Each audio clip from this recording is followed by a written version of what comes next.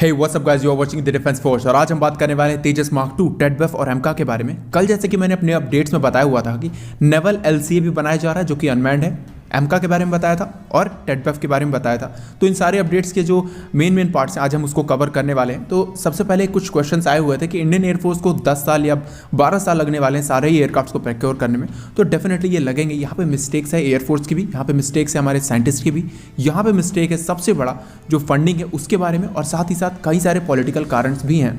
उसके अलावा हमारे पास सैंक्शंस भी लगे हुए थे। तो यहाँ पे डीआरडीओ के चीफ ने बताया हुआ है कि सेकंड जनरेशन से लेके हमने 4th जनरेशन में जंप किया है, 3rd जनरेशन का एयरक्राफ्ट हमने बनाया ही नहीं है। तो इसके बड़े में जो गैप आया हुआ हमारे पास, वहाँ पे जो प्रॉब्लम हुई है उस वजह से आज जो भी एयरक्राफ्ट लेट हो रहे हैं सारे के सारे जो प्रॉब्लम्स उसी वजह से आए हैं। इसके अलावा यहाँ पे 2-3 चीज़ें और क्लियर हो जाती हैं कि जो भी एयरक्राफ्ट अगर अब से नहीं बनाने स्टार्ट किया गया तो हम आने वाले फ्यूचर में कोई भी एयरक्राफ्ट नहीं बना पाएंगे। और इंडियन एयरफोर्स की जो पहले प्लानिंग थी कि 2004 और 5 के आसपास हम 150 रफाल खरीद लेंगे, उसके अलावा हम 2015 से प्रोक्योर कर लेंगे FGFA को, यानी कि 5th जनरेशन फाइटर एयरक्राफ्ट को, और उसके बाद वो दोनों फाइटर जेट्स जो रहेंगे वो हमारे लॉन्ग टर्म तक चलते रहेंगे। लेकिन जब तक FGFA तैयार नहीं हुआ, यानी कि FGFA तैयार नहीं हुआ और रफाल की जो कॉस्ट है वो ज़्यादा थी, तो इन सभी कारणों की वजह से एयरफोर्स ने इंडिजिनस प्लेटफॉर्म को प्रेफरेंस देना ज़्यादा बेहतर समझा। भले ही उसमें डिले हो, लेकिन वो सारी चीज़ें अगर एक बार आ जाती हैं तो हम अब सेल्फ रिलायंट बन जाएंगे। यहाँ पे बात करेंगे तेजस मार्क 2 की तरफ से जो अपडेट्स आ रही हैं। तो तेजस मार्क 2 का जो डिज़ाइन है वो सारी चीज़ें फ्रीज कर गई हैं। आपको ऑलरेडी पता होगा मेटल कटिंग भी स्टार्ट कर दिया गया है।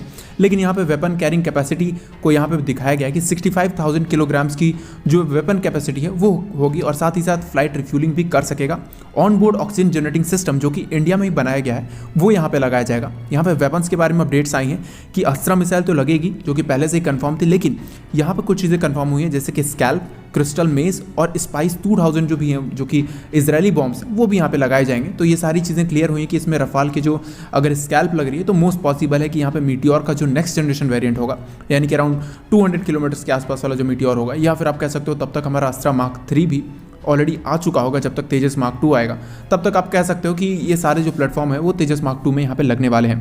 अब बात कर लेते हैं टेडबफ को लेके, यानी कि twin engine deck base fighter, जहाँ पे डीआरडीओ के चीफ ने ये सारी चीज़ें अपनी जो मीटिंग है उसमें कंफर्म की है कि टेडबफ जो होगा वो एक मीडियम कैटेगरी का, मतलब कि मीडियम कैटेगरी में भी हैवी कैटेगरी का फाइटर जेट होगा, जिसका जो टोटल वेट है वो 29 टन के आसपास होने वाला है। यहाँ के आप इसके डिज़ाइन को देखोगे, जो फ्रंटल नोज सेक्शन है वो यहाँ पे दिख रहा है कि स्टेल्थ फाइटर जेट की तरह, यानी कि मोस्टली ये एमका की तरह ही दिख रहा है, और साथ ही साथ इसमें कनार्ड्स भी दे गए हैं। तो इसका मतलब ये है कि स्टेल्थ फाइटर जेट नहीं होने वाला, लेकिन ये सेमी स्टेल्थ फाइटर जेट हो सकता है। और कनार्ड्स इसमें इसलिए ज़्यादा इंपॉर्टेंट हो गए हैं कि जब भी, क्योंकि आपको पता होगा सी लेवल में जो एयर है वो काफ़ी ज़्यादा चेंज होती रहती है, तो यहाँ पे अगर कनार्ड्स रहेंगे तो ये ज़्यादा हेल्पफुल रहेगा किसी भी एयरक्राफ्ट के लिए। साथ ही साथ ये डेल्टा विंग के साथ कनार्ड्स हो रहा है, तो काफ़ी ज़्यादा फाइटर जेट होने वाला है। मनूवरेबल के साथ साथ ये एक अच्छा डॉग फाइटर भी एयरक्राफ्ट होगा। और जैसा कि मैंने आपको कल अपने अपडेट्स में बताया हुआ था कि ये सारे के सारे जो मिग 29 के हैं उसको यहाँ पर रिप्लेस करने वाला है। और जो स्टोबार कैटेगरी के जो एयरक्राफ्ट कैरियर्स होंगे, जैसे कि INS विक्रांत हो गया,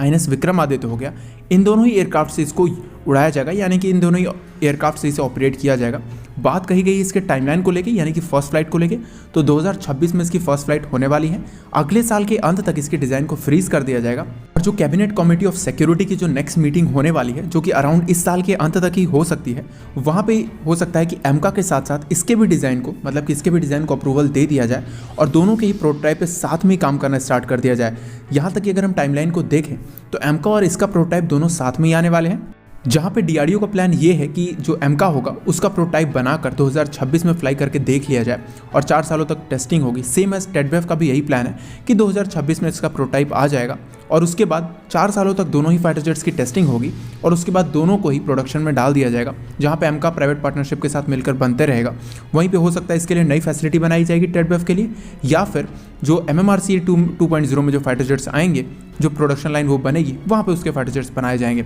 बात करेंगे एमका के बारे में, यानी कि डीआरडीओ के चीफ ने जो एमका के बारे में बात की है, फेजिबिलिटी स्टडीज जो होती है वो सारी चीज़ें कंप्लीट कर ली गई हैं, जो कि डिज़ाइन है और जो कॉन्फ़िगरेशन है उसको पूरी तरीके से फ्रीज कर दिया गया है। जैसे कि आप देखोगे स्टेल्थ शेपिंग हो गई, इंटरनल वेपन बे हो गया, सर्पेंटाइन इनटेक हो गया, रेडार एब्जॉर्बिंग स्ट्रक्चर्स हो गए, और बाकी जो भी चीज़ें होती हैं जैसे कि एक highly advance mission computer host हो गए, वो सारी चीज़ें पूरी तरीके से कंप्लीट कर दी गई हैं। डीआरडीओ ने सारी टेक्नोलॉजी को इकट्ठा करना स्टार्ट कर दिया गया है। प्रीमिलिटरी डिज़ाइन रिव्यू जो होता है वो भी कंडक्ट कर लिया गया है नवंबर 2020 में ही। ये चीज़ें नहीं हैं। और इससे पहले हमें ये सारी चीज़ें भी नहीं पता थी। यहाँ पे इंडियन एयरफोर्स के साथ मिलकर DRDO ने और ADA ने ये सारी चीज़ों पे बात कर ली है कि जो भी डिज़ाइन में चेंजेस किए जाने हैं या फिर जो भी सॉफ्टवेयर्स नए ऐड करने हैं या फिर फ्यूचर कॉम्बैट को देखते हुए जो सारी चीज़ें की जानी है उसको यहाँ पे कंफर्म कर लिया गया है। CCS पेपर जो होता है, कैबिनेट कमेटी ऑफ सिक्योरिटी को जो पेपर दिए जाने हैं, जो भी इसके प्रोटोटाइप बनाने के लिए जो पेपर दिए जाने हैं, फंडिंग रिलीज करानी है, उन सभी चीज़ों को तैयार किया जा रहा है। और आने वाले जो कैबिनेट कमेटी ऑफ सिक्योरिटी की मीटिंग होगी अराउंड अक्टूबर नवंबर में हो सकती है या फिर अगले साल के स्टार्ट में होगी,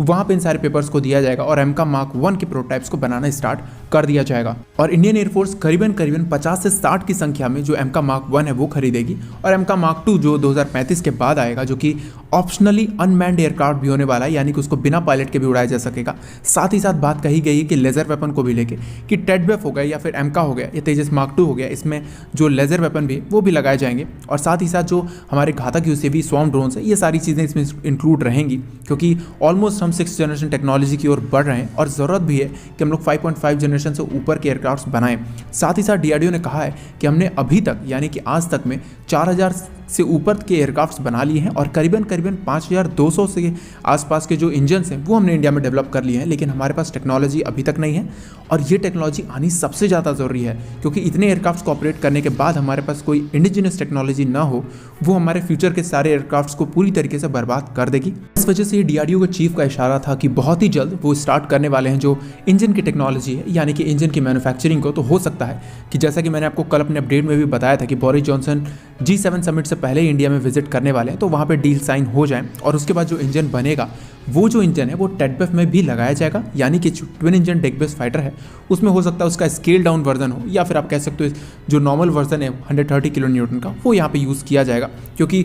कोई ज़्यादा पावरफुल इंजन लगाने से कुछ ज़्यादा प्रॉब्लम नहीं आने वाली, क्योंकि ऑलरेडी जो टेडवेफ है उसको ज़्यादा थ्रस्ट की आवश्यकता पड़ेगी किसी डेक पर से यूज़ करने के लिए। और साथ ही साथ जो लेजर वेपन की टेक्नोलॉजी है या फिर आप कोई हाईली एडवांस मिशन कंप्यूटर्स हो गए, उन सभी को यूज़ करने के लिए पावर की ज़्यादा आवश्यकता होती है। मोस्ट पॉसिबल है कि इसमें G414 जो अमेरिकन इंजन लगने वाला था वो इंजन यहाँ पर नहीं लगने वाला है, उस इंजन के जो प्लान है उसको ड्रॉप कर दिया गया है। और यहाँ पर जो टेडवेफ है और एमका दोनों में ही जो हमारे इंजन लगेंगे वो रॉल्स रॉयल्स के इंजन लगने वाले हैं, क्योंकि साफरान उस लेवल के इंजन को देने को तैयार नहीं है, क्योंकि अगर M88 जो इंजन है उसको इन्हांस भी किया जाता है तो उस लेवल की पावर जनरेट नहीं कर पाएगी, लेकिन एक स्क्रैच से इंजन बनाना वो एक अलग बात होने वाली है। तो आपको क्या लगता है इन सारी चीज़ों के बारे में कमेंट करके जरूर बता देना। आज के वीडियो के लिए इतना ही, अंत तक वीडियो को देखने के लिए धन्यवाद। जय हिंद।